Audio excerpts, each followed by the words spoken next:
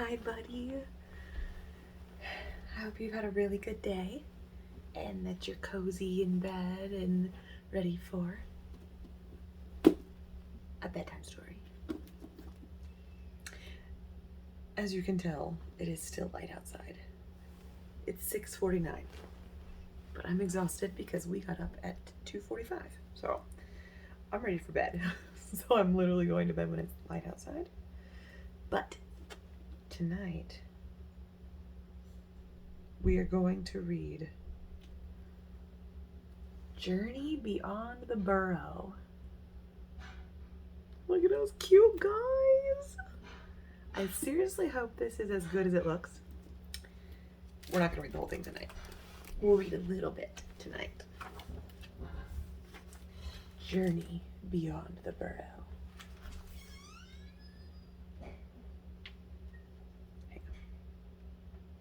Hey, Sarah, are you alive down here? Yeah, I'm getting in bed.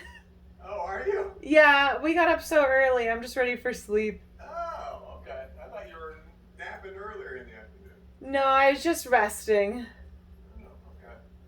I was going to check on you, see if you had dinner or not. Oh, I ate just a little bit. I'm not too hungry today because I think I didn't get enough sleep. That was so nice. Okay. Thank you. All right. Yeah, you're welcome.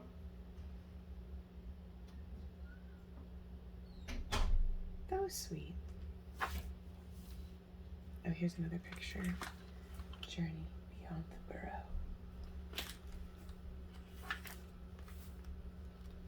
To Rob, Lily, and Izzy, the greatest companions in any adventure. Oh. Rena Heisel, you got it wrong, because Michael is the greatest companion in any adventure. That's right, buddy.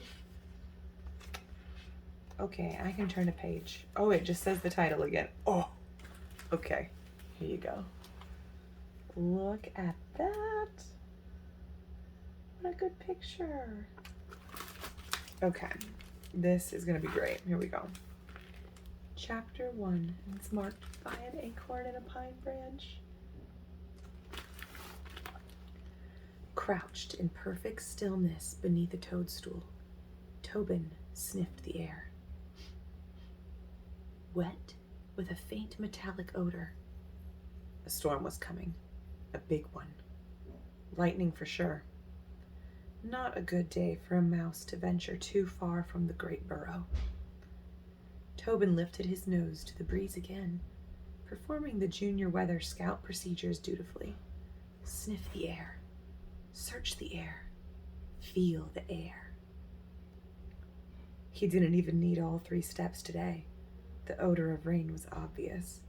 The clouds sat heaped in the sky like a row of giant bears. And as for feeling the air, his tan and black speckled fur was already clumped together from the humidity.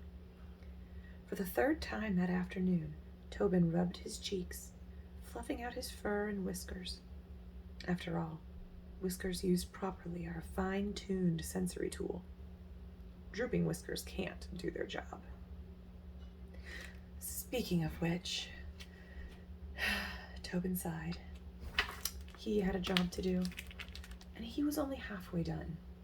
Junior weather scouts needed to deliver their reports too. From beneath the cover of the toadstool cap, Tobin looked toward home. The great burrow hunched against the earth like a giant tortoise shell. A perfectly shaped, perfectly sculpted mud clump conveniently located beside an unruly patch of blue thistle. Hidden to the untrained eye, a dozen entrances dotted the great burrow, carefully concealed by knots of moss and dangling roots. It was important to always use different entrances, exits, and paths while going in and out of the great burrow. So important, in fact, it was an official rule of rodentia, the survival code for all mice of the burrow. Rule number 7. A predictable path provides easy pickings for a predator. Tobin chose an entrance he hadn't used in a while. Left side, just behind a patch of crabgrass. Next, he ticked through the age-old mental checklist taught to all youngling mice. Scan the sky. Done. No birds of prey. Scan the ground for predators. No trembling grass. Scan the breeze. Scents. The scents are safe. Clover, thistle, and honeysuckle. The muscles in his hind legs twitched. Go! Tobin ran, darting a zig, then a zag, enough to throw off a pouncing predator. With a final leap between blades of crabgrass, he was inside the safe confines of the great burrow. He blinked, waiting for his eyes to adjust to the dark inner tunnels. Only then did he tread toward his family's quarters. Memories of his morning crept into his thoughts, and his paws slowed. Nothing but chaos waited at home. Why did his dad have to tell all the neighbors the pinkling was coming today? Now their den was packed with elder mice waiting for the baby news. But at least his Weather Scout status gave Tobin an excuse for fresh air, as he offered to make as many trips as the elder mice wanted. Because nothing, repeat, nothing, excites elder mice like new babies and a weather report. In fact, word about his mother going into labor spread quicker than a brush fire. That very morning, elder mice from all corners of the burrow had begun showing up with gifts of bedding for the newborn and extra seeds and berries for Mom. And his parents, being so gracious, said they could all wait for news right there, in his family's gathering room. As Tobin rounded the last bend in the tunnel before reaching home, he could hear the chatter of guests already bouncing off the mud and pebble-coated walls. Taking a deep breath, he prepared himself to be the center of a lot of attention. He wasn't wrong. Tobin, you're back. Is the rain coming? Any lightning yet? Think you're getting a baby brother or sister? Tobin raised a paw. Thankfully, the dozen or so eager elder mice grew silent, though it seemed a challenge. The air, Tobin began, is getting thicker by the minute, and it's loaded with ozone, so there'll be plenty of lightning. And the clouds are growing tall, but no rain yet. Someone called from the back of the room. The clouds, what shape? Tobin fought a smile. He had a good answer for this. The shape? Like a row of giant, hunched-over bears. Some elder mice gasped. Others looked around with concern. Lots of head shaking. Tobin couldn't help the little chuckle that shook his shoulders. Elder mice and their drama. It's a summer storm, not a blizzard. Now, a blizzard, that's something to worry about. Food buried under snow, exit tunnels sheeting over with ice. What about the birds, Tobin? Tobin cleared his throat and continued. The birds are already sheltering. He paused. Had he covered everything? One more thing. And I have no idea if my mom is having a boy or a girl. Heads nodded and the elders seemed satisfied. Tobin rose onto his hind legs and surveyed the crowd. A narrow gap opened between furry bodies, and Tobin caught a glimpse of the hallway to his room. Maybe, just maybe, he could escape for a few minutes. Just then, someone tugged his tail. Tobin turned to see Aunt Greba's toothy smile. Speckles of yellow pollen dust clung to her whiskers, and when she spoke, the scent of dandelions pounced off her breath. There's the big brother. She clapped her front paws together and then began tickling the chin of an imaginary newborn. Michael, here is your reminder. Don't get grumps set free your lumps. Can you hear it? Michael, here is your reminder. Don't get grumps set free your lumps. So the aunt is pretending to talk to the baby and tickling under his chin. A teeny, teeny, tiny little pinkling, all wrinkly, with those itsy bitsy curly whiskers. Are you excited, Tobin? Tobin nodded, glancing back at his narrowing escape route. Sludge. The crowd was filling in. And your dear mother, Aunt Greba continued. With the burrow being so full, younger moms like yours just don't produce big batches of babies anymore. Every pinkling is so precious. Uh-huh, Tobin answered politely. Tsk. Greba clucked her tongue. That was a real heartbreak last spring. Tobin's breath caught in his snout. He snorted, swiping a paw across his muzzle. Last spring. Greba clutched a paw to her chest. You poor sweet mother. Tobin grabbed his tail and squeezed. Just nod. Think of something else. She'll think you're listening. Your mother was so amazing through it all, really. Always put her best face forward. Truly dignified. Tobin nodded. Remember that dead trout Wiley found yesterday? Rancid as butter breath. And now here she is, giving it yet another try. Aunt Greba patted his head. Such courage. Rottenest fish ever. And that skunk still ate it. Oh dear, silly old auntie, prattling on. Greba shook her head, snapping Tobin from his foul memories. No need to dwell on unpleasant things. Suppose not, Tobin answered. But this weather, Aunt Greba continued to prattle, the fur on her nose standing up. Now there's something to talk about. Bit of squall heading our way, eh? Yeah. Tobin looked up and inched backward. I should take my post by the window. Yes, dear, Aunt Greba mumbled, nodding until something caught her eye. She looked at Tobin's face as if she'd only just noticed him. You gave a fine report, Tobin. You always do. Greba gently took his clutched paws into hers and massaged them loose from the crushing grip on his tail. There now. That's a bad habit, tail grabbing. Greba then turned away to find the nearest available elder mouse to chat up. Mercifully, the rest of the elder mice were absorbed in their conversations, and Tobin slid by them without so much as a pat on the head. He scurried through the corridor to his room, finally plopping onto his bed of cotton tufts. My room. Of course, if Mom had a boy, this wouldn't be just his room anymore.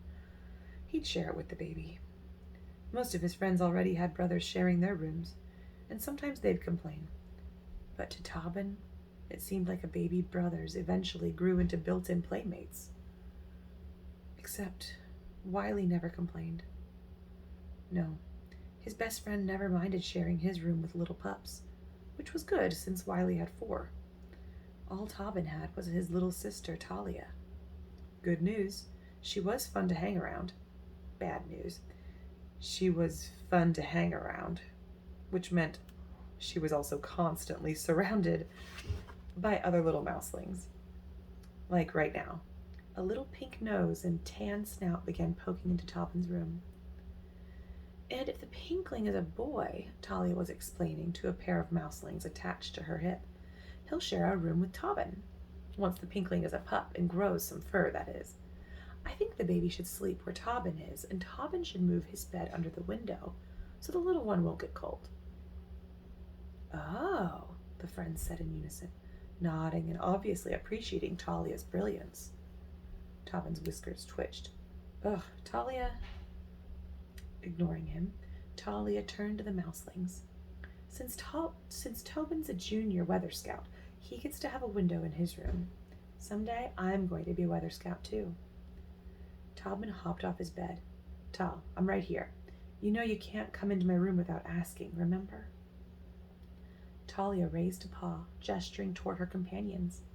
But we have company, and I'm just giving a tour. Her friends giggled. Like a moonbeam surrounded by moths, Talia sat firmly planted in the center of a mouseling universe. Tobin's fur bristled. You know you guys don't count as company. Mom and Dad said you can't come in here without asking, and since they're pretty busy in their own room, I'll tell you all for them. Get out. Talia's friend's eyes grew to the size of blueberries. She glanced over her shoulder. Meet you guys back in my room, okay? The mouselings ducked out, and Talia stepped closer to Tobin.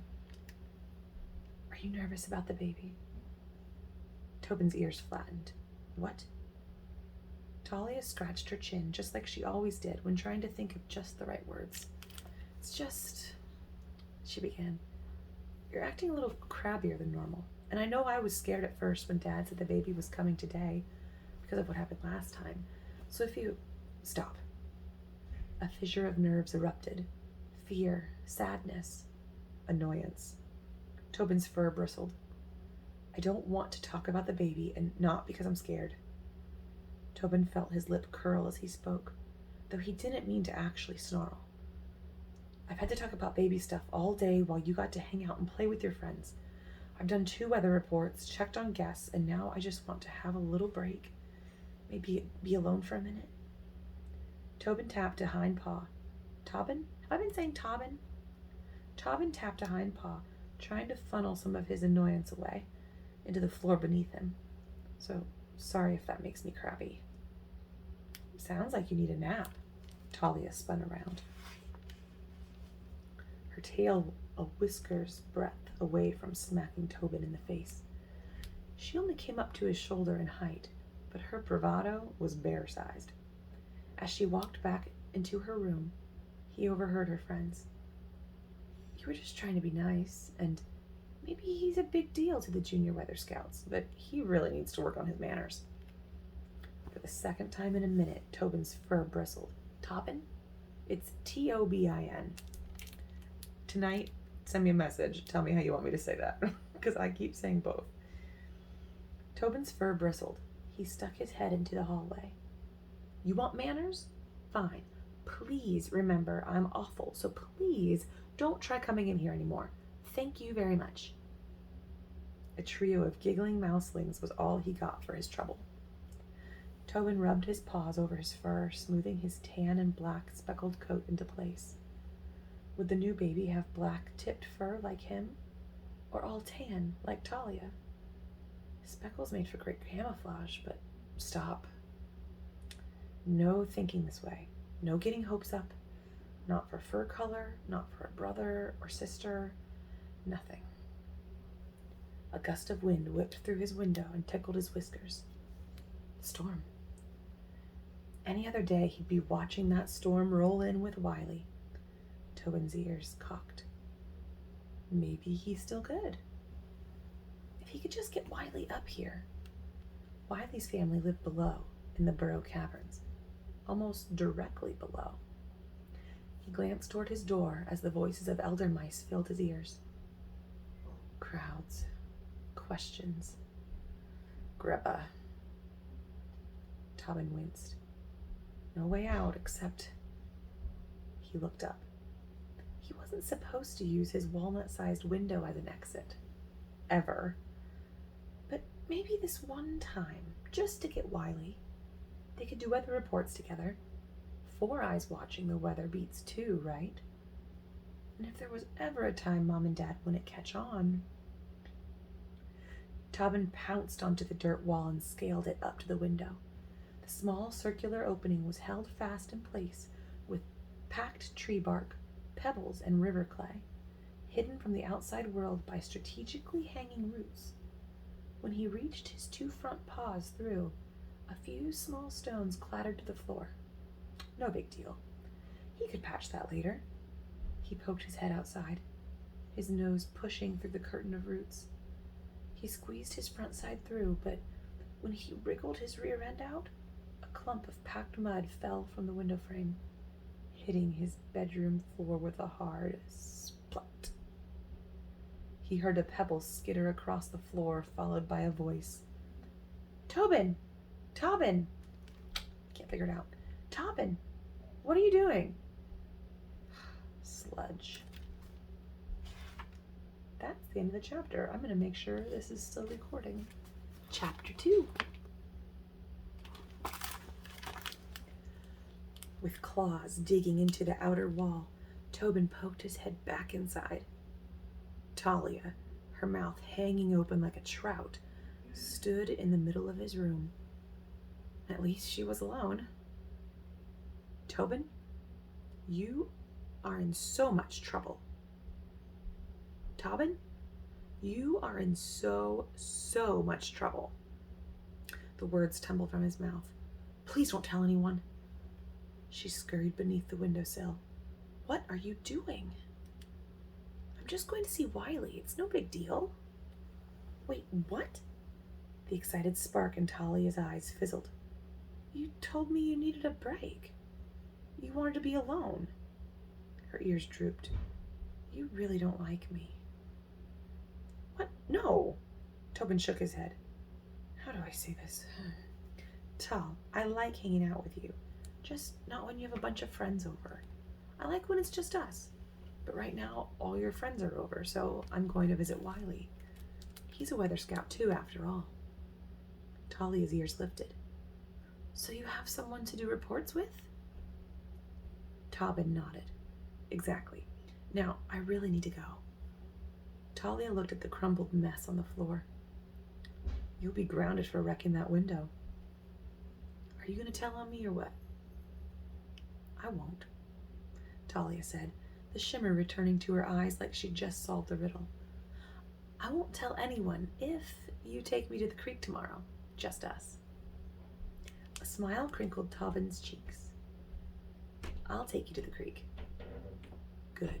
But don't be gone too long because I know, the baby's coming. Tobin shimmied down the outer wall, careful to stay beneath the dangling camouflage. His dad always compared the burrow to an anthill. The dirt mound above ground was only a hint of the massive tunnel system running beneath.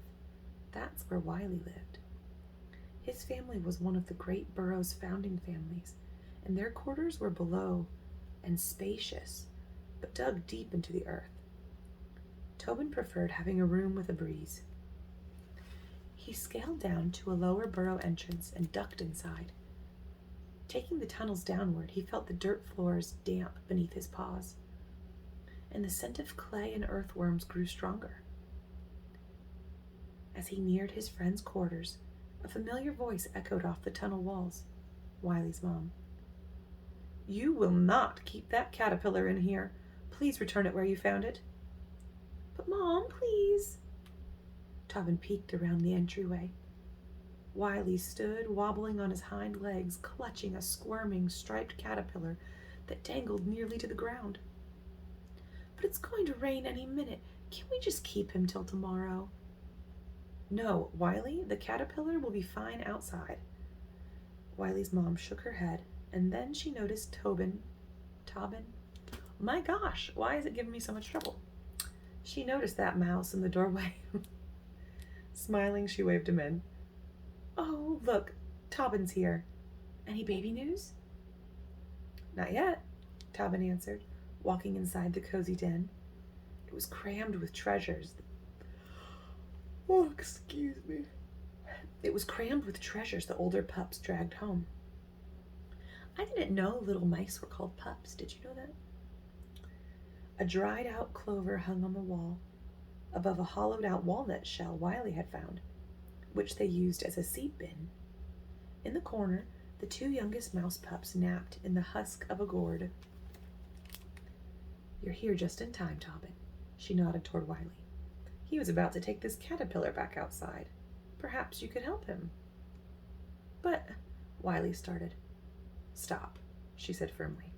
Swishing her tail forward, she pointed from Wiley to Tobin. While the two of you are outside, grab some dandelion sprouts for Tobin's mom. Fresh ones. Wiley's ears flattened to his head. The left one sported a fresh red scab. Fine, I'll grab some dandelion, but maybe we could... One of the pups squeaked from inside the hollowed gourd. Wiley's mom scurried over, gently lifting the squeaking pup by the scruff of its neck. She lay down, nestling the fuzz-covered babe beside her. When she spoke again, her voice was hushed. Tobin, please tell your mom I'd love to stop by today, but, well, things are just a little hectic around here. I'll tell her, Tobin said. Wiley jerked his chin toward the door. At least we have an excuse to go outside. Nothing sounded better. As they stepped into the burrow tunnels, Tobin nearly ran into Wiley's little brother, Smudge. Smudge's mouth gaped open, accentuating the dark gray streak running from his forehead to the tip of his nose. What is that? Oh, this? Wiley shrugged. Just a caterpillar. I was going to throw it back outside. Wait! Smudge reached out a paw, patting the fuzz-covered larva. Can I have it? Wiley cocked his head. I guess. Just make sure not to bother Mom with it. She's getting the pups to sleep. Take it back to our room. Oh, and there's milkweed by my bed. Smudge nodded enthusiastically. If the mouseling was suspicious of Wiley's generosity, he didn't show it. Wiley draped the caterpillar over Smudge's shoulders, and the younger mouse waddled away. Tobin slapped a paw over his muzzle to keep from laughing. A satisfied smile spread across Wiley's face. We should go. Yeah, Tobin laughed as his claws gripped the tunnel floor. Race you. Wiley flicked his tail. You're on. Tobin bolted, paws pounding the lumpy floor. They raced down the tunnel away from Wiley's, like they had 100 times before. Lean left, lean right. Tobin built speed until his paws barely grazed the floor. Swerving past a few startled mice, they burst out an exit hole, plowing into the nearest shrub. This was poor usage of the rules. Rules with a capital R. One of these days, Tobin panted, there'll be a badger sitting here waiting for us. Wiley leaned against a low, scraggly branch, his dark brown head and paws blending perfectly with the wood. No way. No way, huh? Tobin cocked his head. Kind of like, no way that blue jay was going to chase you down yesterday. That's different. Wiley rubbed a paw over his newly scabbed ear. Really? Tobin said, peeking out from the shelter of the shrub. Deeming it safe, he scurried to a patch of freshly sprouted dandelion. How's your ear today? Wiley pounced from his spot beneath the bough. Bow? B-O-U-G-H. Bow, I think. It only hurts if I touch it. His ear. Mom got a little mad. Dad just said he knew I'd never keep a perfect set of ears. At least the bird only got the tip. Tobin nodded. And you kept the acorn? Of course. Wiley pounced on the yellow-puffed weed growing beside Tobin's. It was delicious. Tobin chomped through a dandelion stem and nibbled off some leaves, too. One perk of gathering fresh stems for Mom was snacking a little himself, too. Something tickled his nose, and he rubbed a paw over his face. It came away wet with dew. We'd better hurry up. In the distance, a crack of thunder rolled through the sky. I'm sorry, I just got distracted because it smells like pizza, and they invited me up to eat dinner with them, and I'm not hungry, and I'm so sad. Oh, and I'm tired, and I'm sad now because, like, pizza. But it's too late to eat. I'm so going to bed after this. But it smells really good. Anyway, back to the story. Oh, he rubbed his paw, and it came away wet with dew. We'd better hurry up, Tobin said. In the distance, a crack of thunder rolled through the sky. For a moment, the whole forest was still, as if bracing for what came next. Tobin scooped up his heap of clippings in his paws. I'd say we have enough. Wiley nodded silently, grabbing his pile too. Cramming the pieces in his mouth, Tobin ran toward the burrow exit. Tobin? Man, I don't know when I switched. Tobin ran toward the burrow exit. Entrance. I'm sorry. Cramming the pieces in his mouth, Tobin ran toward the burrow entrance, craning his neck to keep the cuttings from dangling in his paws. Even so, he almost tripped when he saw Talia waiting at the burrow entrance, sitting under a clump of moss. Would a look at that? Wiley muttered. Oh, Woulda look at that, Wiley muttered through his veggie-filled jaws. Tobin spit the bundle from his mouth. How'd you find us, Pipsqueak? Her face puckered like she'd eaten a bad berry. Don't call me that. Wiley's mom sent me this way. Why? Tobin raised a brow. Sour face gone, Talia bounced from paw to paw. Because I had to get you. Ma, it's Mom. She had the baby. Tobin's stomach flipped. What? The pinkling. Talia clapped her paws. It's here. We have to go. It's here. Tobin felt like a million little pebbles were sloughing off his back. A smile crossed his muzzle. And it's healthy? Yes, Talia squealed. It came really fast, probably when you were sneaking out. Wiley's ears flicked straight up. You snuck out? Oh, Tobin's nose twitched. Did I not mention that? Talia continued. Dad said once I find you, we can go in and see Mom and the baby. She raised a paw. Don't worry. I told him you were just out checking the weather again, this time with Wiley. A sudden crack of thunder sent Tobin's toes curling into the dirt. Talia's eyes went wide as moons. Storm's almost here. Wiley practically shook with excitement. We can watch from my window, said Tobin. Or, Wiley raised a furry brow. You know what we could do? Tobin flattened an ear. Oh no.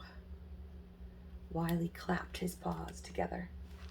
I heard the elder mice say that sometimes when the air is damp before a storm, like today, the sky turns green before the rain comes. Green! We should check it from the lookout landing.